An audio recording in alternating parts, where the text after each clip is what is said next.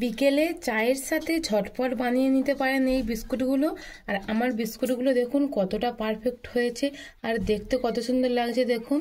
একদম মজমজে খাস্তা বিস্কুট, গালে দিলে একদম মিলিয়ে যাবে। একটা খেয়ে তো মন ভরবেই না। ঘরে থাকা কয়েকটি উপকরণ দিয়ে আমি খুব সহজেই এবং খুবই তাড়াতাড়ি এই বিস্কুটগুলো বানিয়ে নিলাম। প্রথমে আমি এখানে একটা এরকম কাপ নিয়েছি, তো আমি এখানে সব কিছু কাপ মেপে মেপেই নেব। আর এই কাপটা হলো খুবই গুরুত্বপূর্ণ, সব কিছু এই কাপের পরিমাণ হিসেবে নেওয়া হবে।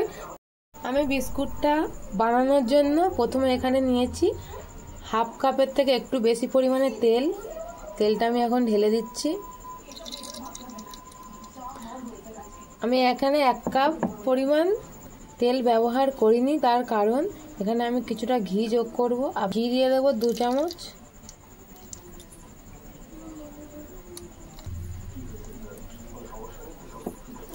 আপনারা চাইলে এখানে শুধু তেল দিয়ে কিংবা শুধু ঘি দিয়ে এই বিস্কুটটা বানাতে পারেন। আমি এখানে ঘি আর তেল একসঙ্গে করে নিলাম। তারপর আমি এখানে নিয়েছি এই যে 1 কাপের একটু কম চিনি। আমি একটু কম করে চিনিটা দিয়েছি, আপনারা আপনাদের পরিমাণ মতন মিষ্টিটা ব্যবহার করবেন। তো আমি এই চিনিটাকে খুব ভালোভাবে গুঁড়ো করে নেব। এই চিনির সাথে এইরকম সাইজের আমি একটা এলাচ নিয়েছি, এটাকেও খুব ভালোভাবে আমি গুঁড়ো করে নেব। আমি চিনিটাকে খুব ভালোভাবে শিলনোড়ায় গুঁড়ো করে নিয়েছি, আপনারা চাইলে মিক্সিতেও গুঁড়ো করে নিতে পারেন। আর এই চিনিটা আমি এর মধ্যে এখন ঢেলে দিচ্ছি। চিনিটা গুঁড়ো করার একটাই কারণ, টাইমটা খুব কম লাগবে।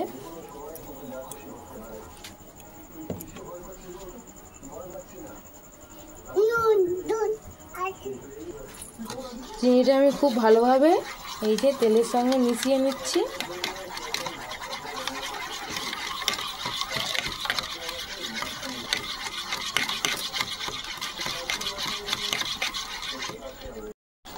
চিনিটাকে আমি খুব ভালোভাবে গুলে নিয়েছি, আর একটু দানা দানা ভাব আছে যেহেতু আমি শিলনোড়াতে গুঁড়ো করেছি। এখন চিনিটা একটুখানি রেস্টে রেখে দেব যাতে চিনিটা পুরোপুরিভাবে গুলে যায়। ততক্ষণ আমি শুকনো উপকরণগুলো চেলে নেব। আমি এইরকম একটা প্লেট নিয়ে নিয়েছি, আর ওই কাপেরই মাপ করে আমি 2 কাপ ময়দা দিয়ে দেব।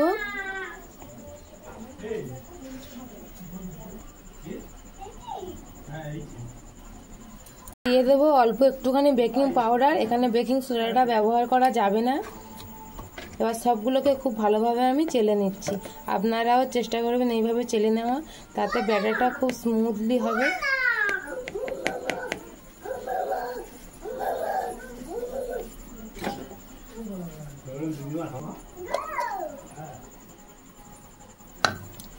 এখানে চিনিটাও খুব ভালোভাবে গলে গেছে।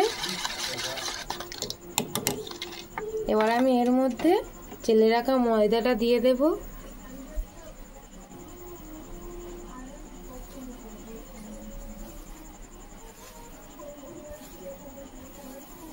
দিয়ে দিচ্ছি অল্প একটু নুন, এতে টেস্টটা খুব সুন্দর আসবে। আর এখানে দিয়ে দিচ্ছি 1 টেবিল চামচ পরিমাণে গুঁড়ো দুধ। এটা দিলে খুব সুন্দর স্বাদ হয় বিস্কুটটাতে। এবারে খুব ভালোভাবে এটাকে মিশিয়ে নেব।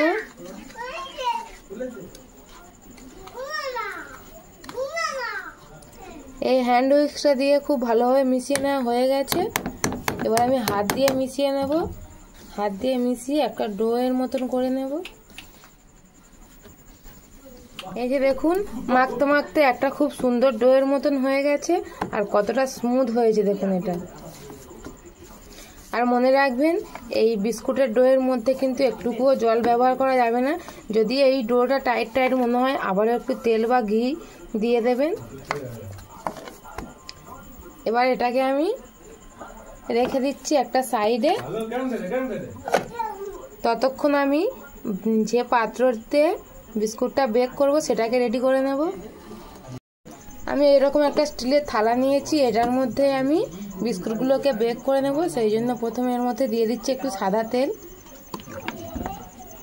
আপনাদের কাছে বাটার পেপার থাকলে আপনারা বাটার পেপার দিয়ে বিস্কুটটাকে বেক করতে পারেন, আমার কাছে নেই। সেই জন্য আমি একটা এইরকম নিউজ পেপার নিয়ে বাটার পেপার বানিয়ে নিচ্ছি।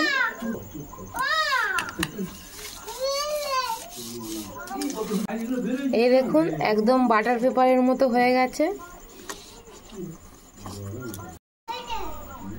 এইবারে আমি এই ডোটা থেকে অল্প অল্প করে নিয়ে একটা বিস্কুটের শেপ দিয়ে নেব। আপনারা আপনাদের মতন শেপ দিয়ে নেবেন।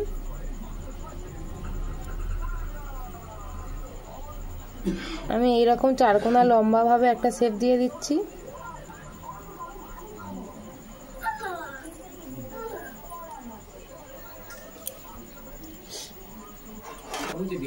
এবার এই থালার মধ্যে রেখে দিলাম। এইভাবে আমি সব বিস্কুটগুলোকে শেপ দিয়ে নেব।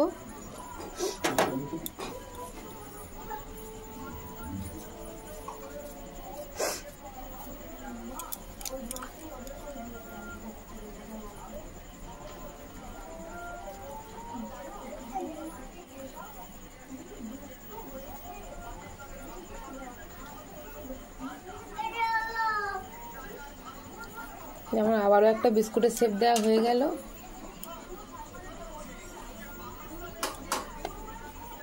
যেমন দেখুন বিস্কুটগুলো রেডি করা হয়ে গেছে। এবার আমি এই বিস্কুটে একটা শেপ দিয়ে দেব।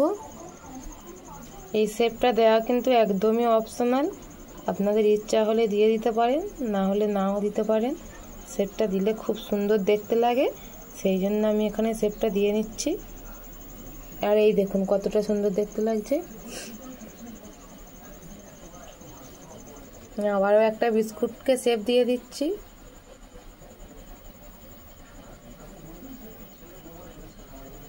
এই যে সবগুলো এরকম ভাবে শেপ দিয়ে দেবো। আমি এরকম একটা কড়াইয়ের মধ্যে নুন দিয়ে দিয়েছি, আর তার উপরে একটা ছোট বাটি বসিয়ে দিয়েছি। এটাকে বসিয়ে দেব, দিয়ে আর একটা থালা দিয়ে চাপা দিয়ে দেব। আর এটাকে আমি 10 থেকে 15 মিনিট ভালোভাবে অল্প আঁচে বেক করে নেব।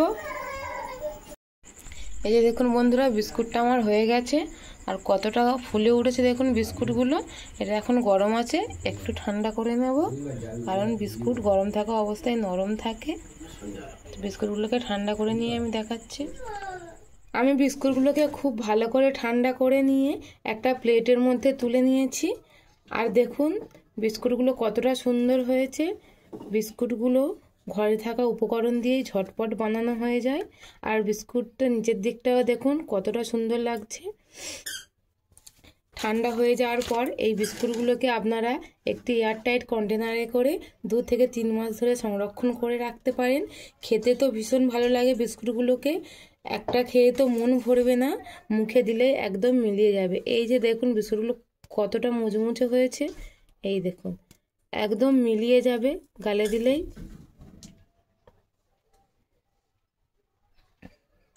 মচমচে খাস্তা বিকেলে চায়ের সঙ্গে খেতে তো এই বিস্কুটগুলো অসম্ভব সুন্দর লাগে। তো আজকের ভিডিওটা আমার এই পর্যন্ত। বিস্কুটের ভিডিওটি আপনাদের কেমন লেগেছে অবশ্যই কমেন্ট করে জানাবেন, আর একটি সাবস্ক্রাইব করে দেবেন আমার চ্যানেলটি, আমার পাশে থাকবেন।